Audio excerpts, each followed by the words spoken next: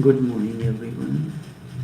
We are coming to you live via Facebook streaming, via YouTube streaming, and also via Skype online.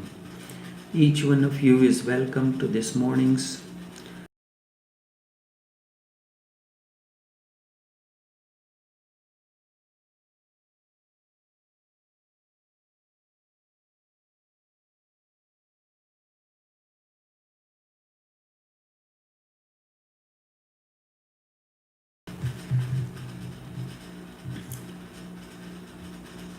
Sometimes you get so engrossed in the problem that whole consciousness begins to get narrow.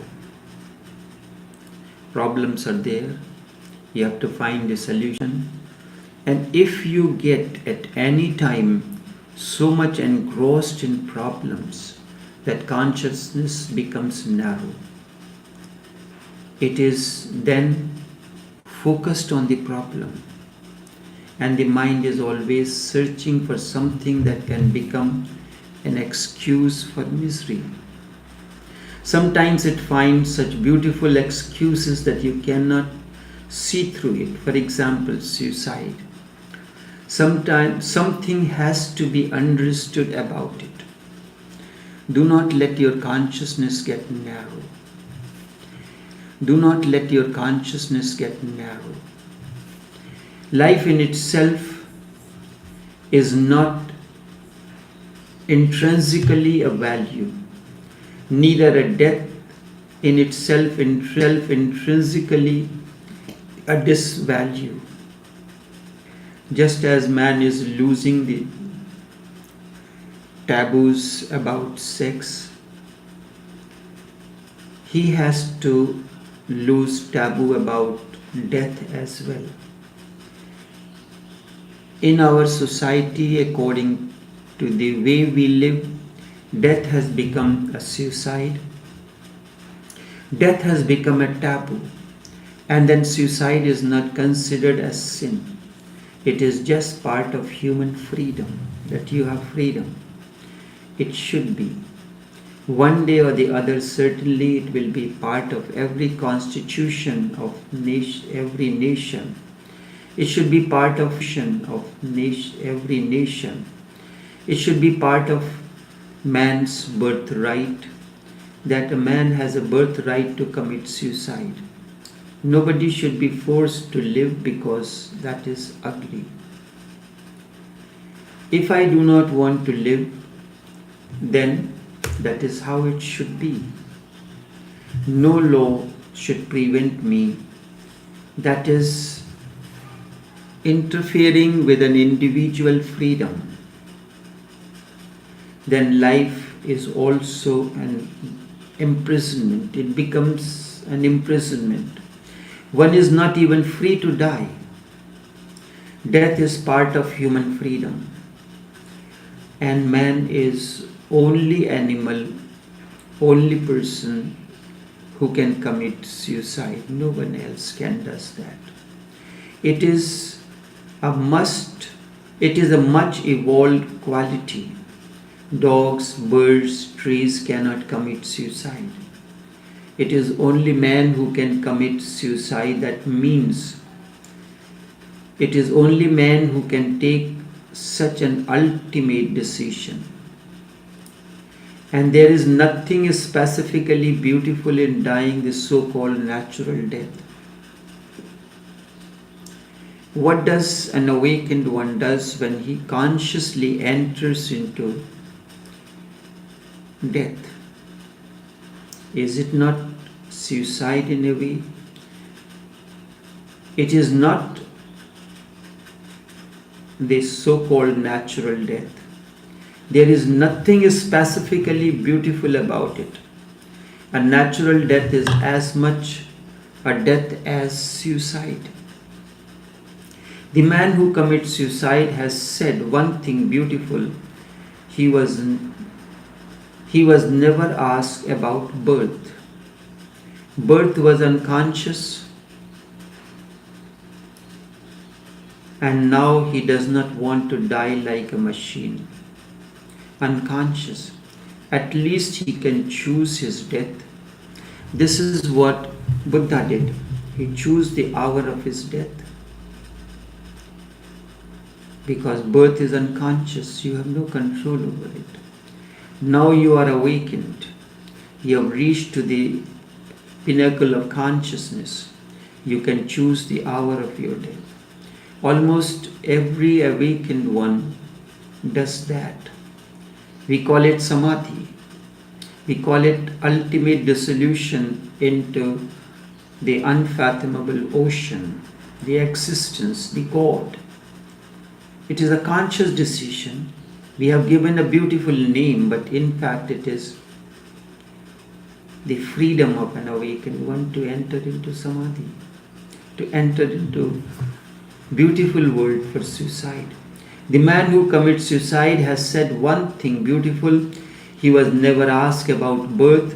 Birth was unconscious, and now he does not want to die like a machine, unconscious. At least he can choose his death. He will choose death out of his freedom. He wants to assert his freedom. Buddha told all the monks and Anand that he is going to enter Mahaparinirvana.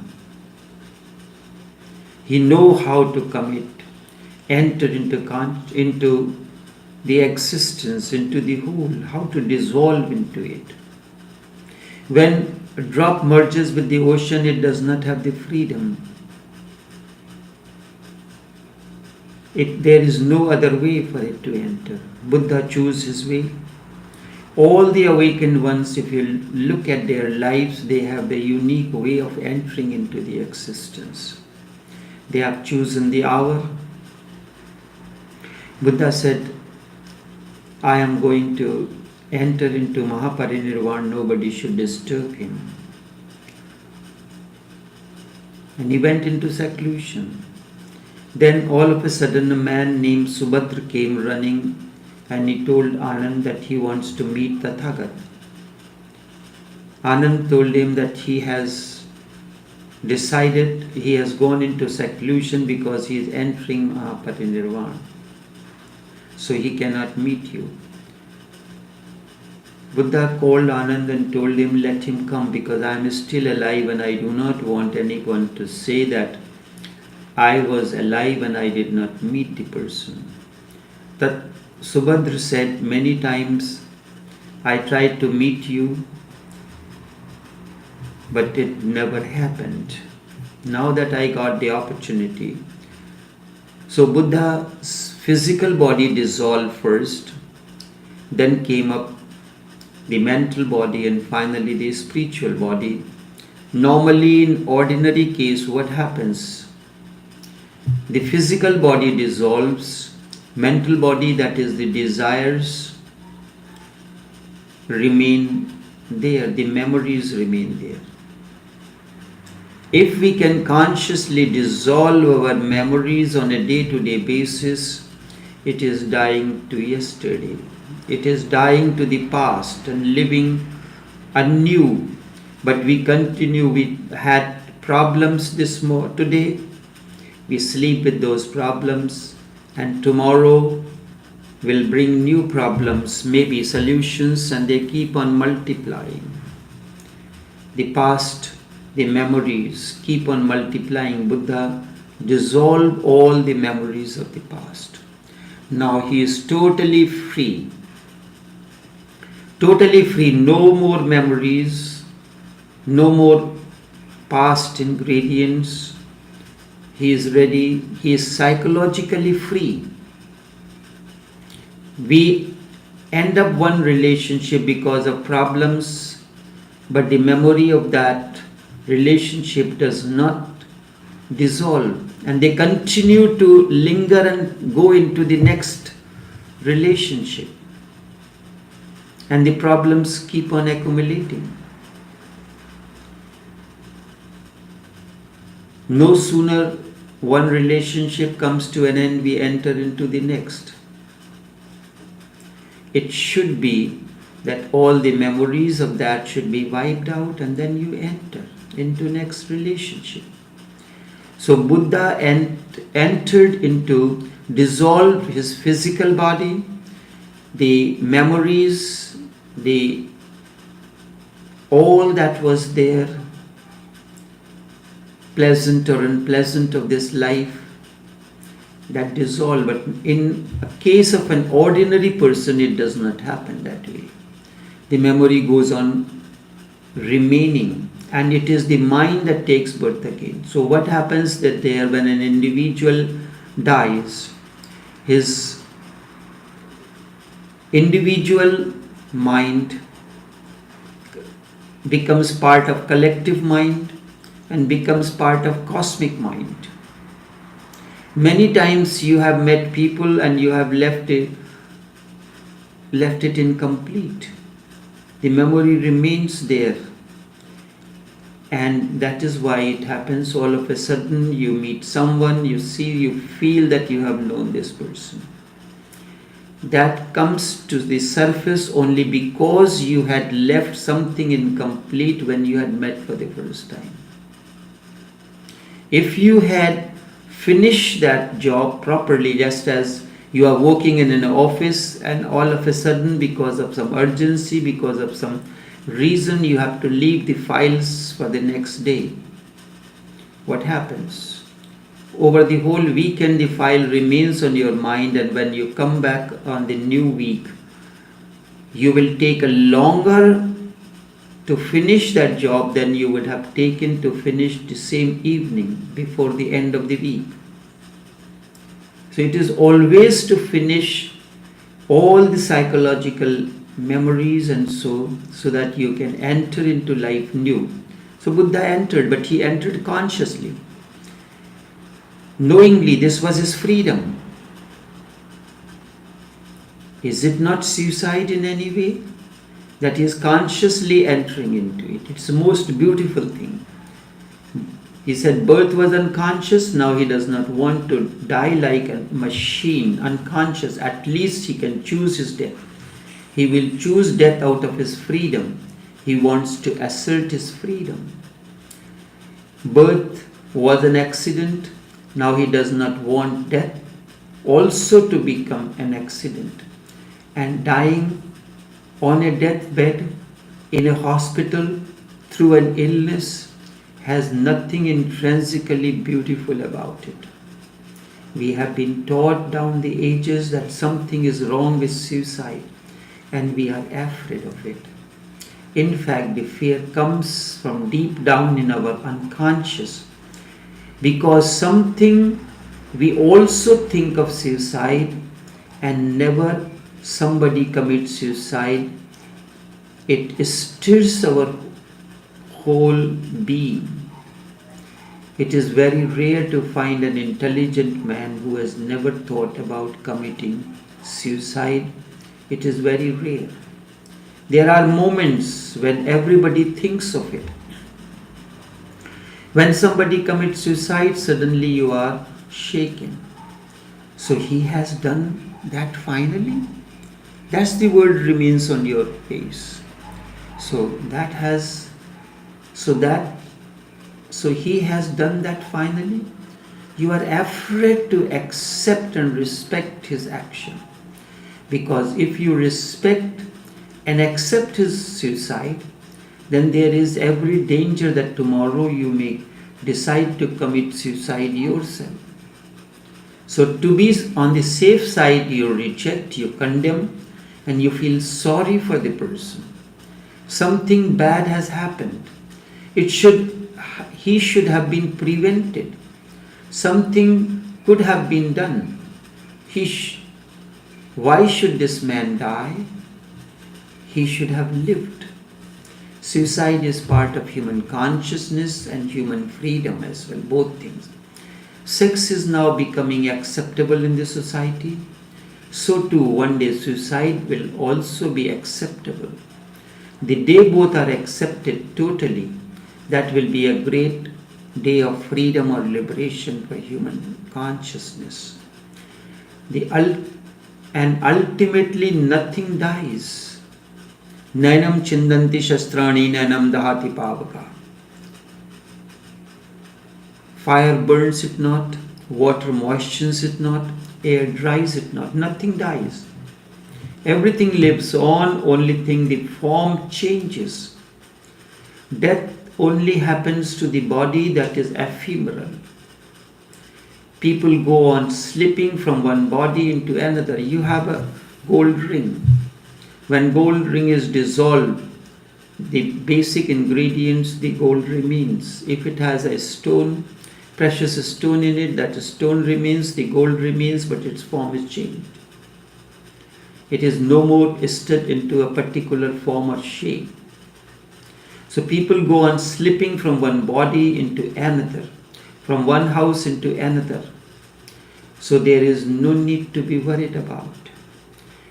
Have an acceptance of all things. All these things will happen and you will get disturbed about these things. It will be difficult for you to cope. It can become more of a problem to you because it has been talked to you about suicide. Guilt may arise deep down in your heart that you should have been helped, that you should have helped him. You could have talked to him more because it is not natural. And you could have prevented him. So that's why the priests and the pandits, they rush to stop you from committing suicide. There is no need to ever feel any guilt about it. Help people to understand. In fact, if somebody comes to you and says he wants to commit suicide, do not persuade him not to do so. Just make him aware of what he wants to do, why he wants to do it, without any judgment and without any hints about it, what should be done. Just let him see the whole thing. Then whatsoever he decides, let that be his decision. That is his freedom. We are no more there to interfere. We are nobody to interfere. Let his death be a conscious decision. A conscious dissolution. When drop merges in the ocean, it is not a conscious decision. When a Buddha merges into the ocean of unfathomable ocean, it is a conscious decision. Let his death be conscious. That is what you can do. You can let him die consciously without any guilt. When somebody takes samadhi, we consider something great has happened to that person. That too is another form of suicide. But he is fully conscious. Willingly he enters into death. Buddha willingly entered into death. And other masters willingly entered into death.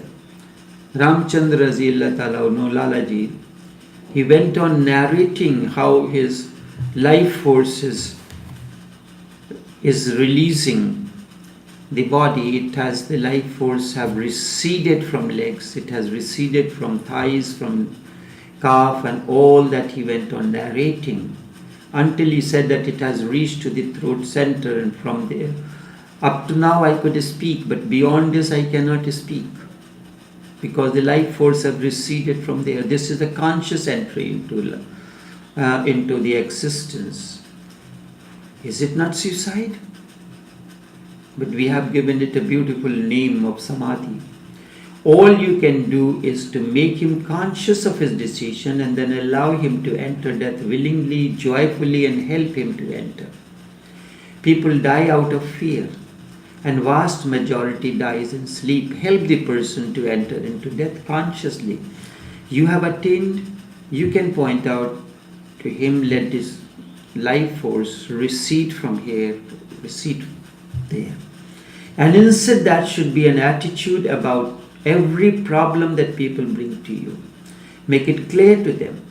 Bring in aspects that are not in their consciousness. Bring those aspects about the problem which is not in their consciousness. Let the whole problem be brought to him. Let them see it from every side, from every nook and corner. Bring clarity, transparency, and then leave it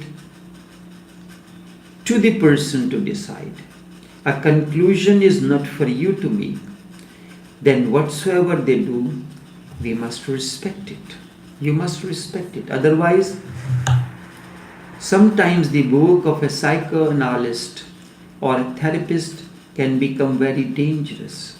It is not just accidental that psychoanalysts commit suicide 4 times more than any other profession, because they have to deal with these people constantly, helping them. By and by, the idea starts settling into their mind, into their being, and seeing so many people commit suicide, unconsciously they become fascinated by suicide and thus venture into it. Just make it clear. If anybody comes, make it clear and help him to be conscious of his decision. By helping, I do not mean you have to persuade him to go. Persuade him not to do it. That is none of your business. By helping is simply meant that you bring to light points which are not clear to him.